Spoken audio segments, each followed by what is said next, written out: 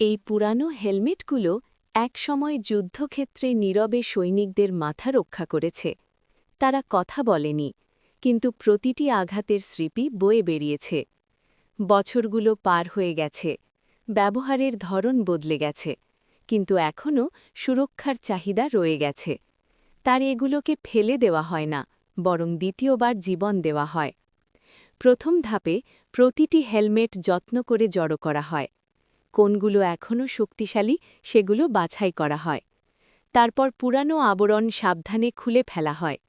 ভেতরের অংশ ভালো করে ধোয়া মোছা হয়, আগের যুদ্ধের দাগ পুরোপুরি মুছে ফেলা হয়। পরিষ্কারের পর ভেতরে নতুন নরম প্যাডিং লাগানো হয়, যাতে পরার সময় আরাম হয় এবং মাথায় পুরোপুরি ফিট করে। এরপর আসে নতুন চাবুক বা স্ট্র্যাপ, যা মজবুত এবং সহজে অ্যাডজাস্ট করা যায়।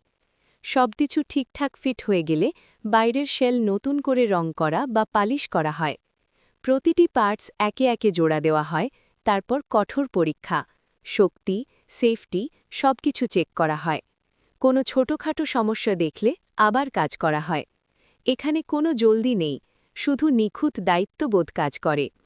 এই সম্পূর্ণ প্রক্রিয়ায় একটা ব্যবহৃত হেলমেট আবার নতুনের মতো হয়ে ওঠে। এর আসল সারমর্ম হল ধ্বংস নয়, বরং যত্ন নিয়ে পুনর্জন্ম দেওয়া।